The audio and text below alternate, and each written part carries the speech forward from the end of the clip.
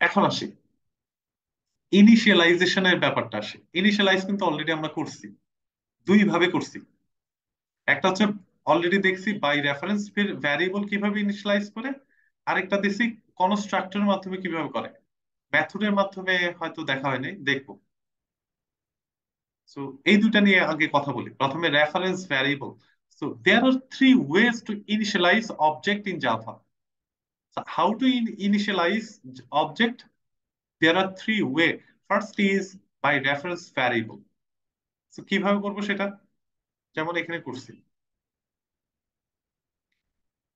প্রথমে একটা অবজেক্ট তৈরি করা হয়েছে কাবির নামে, স্টুডেন্ট ক্লাসের। কাবিরের কিছু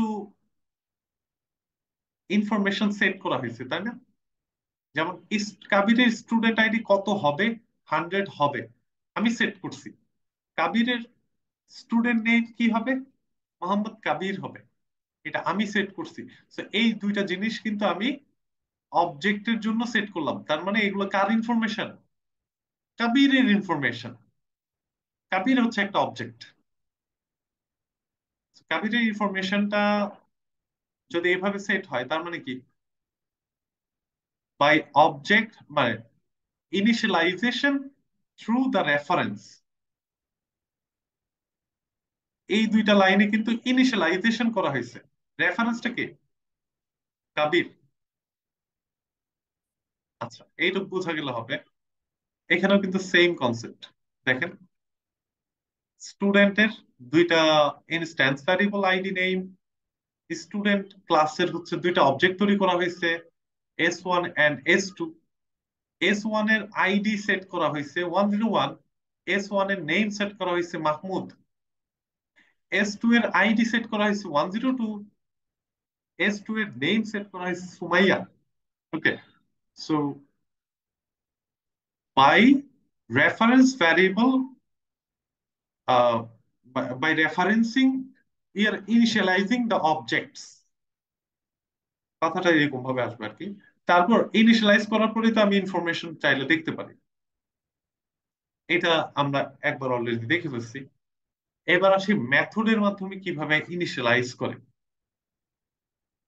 আমরা যেমন এখানে একটু আগে দেখলাম যে কনস্ট্রাক্টরের মাধ্যমে ইনিশিয়ালাইজ করছি। যেমন এখানে একটা স্টুডেন্টকে তৈরি করা হয়েছে রাহিম নামে, তৈরি করার সাথে সাথে তার ইনফরমেশনও পাস করা হয়েছে যে রাহিমের ইনফরমেশন গুলো কি কি হবে। তো এটাকে বলা হয় যে ইনিশিয়ালাইজেশন বাই কনস্ট্রাক্টর।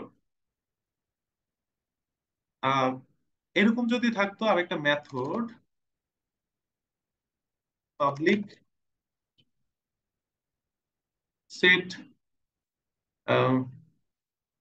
প্রপার্টিস,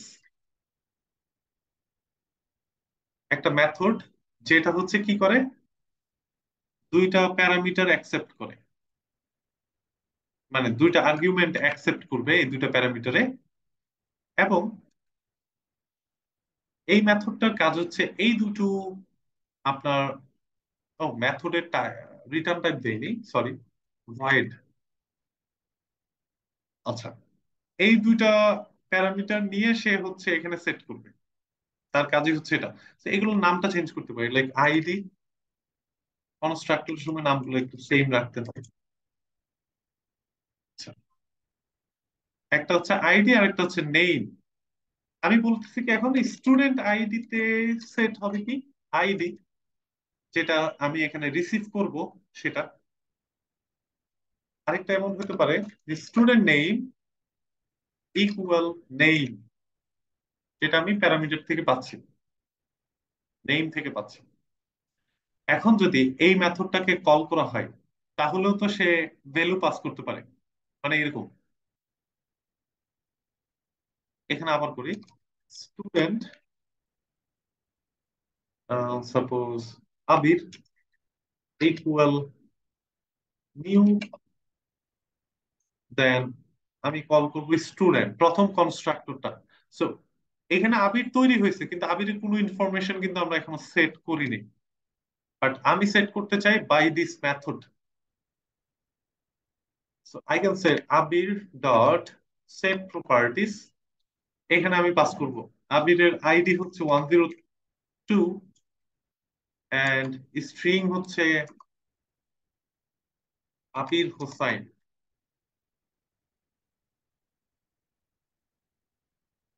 এখন যদি আবির ইনফরমেশন আমি প্রিন্ট আউট করতে পারি, yes, I can I can get it. So Abir, এটা এখানে রিপ্লেস করে দিই তাইলে হবে। এখন রান করি, right click, run as Java application. তাহলে কি সবার ইনফরমেশন পাবো না? তার মানে আমি যে কোনো মেথডের মাধ্যমেও ইনিশিয়ালাইজেশনটা করতে পারি, বাট এই অ্যাপ্রোচটা ঠিক না। যদি আমি করতে পারি, তারপর ঠিক না। সবসময় কনস্ট্রাক্টরের মাধ্যমে ইনিশিয়ালাইজেশনটা কমপ্লিট করতে হবে, অথবা বাই রেফারেন্সিং। এখানে এটা নিয়েই বলা আছে, যেমন স্টুডেন্টের দুইটা instance variable roll number and name, একটা মেথড রাখা হয়েছে ইনসার্ট রেকর্ড, যেটা দুইটা parameter, int R comma string N. তো এই আর আর এন, এই দুইটা হচ্ছে এখানে সেট হবে।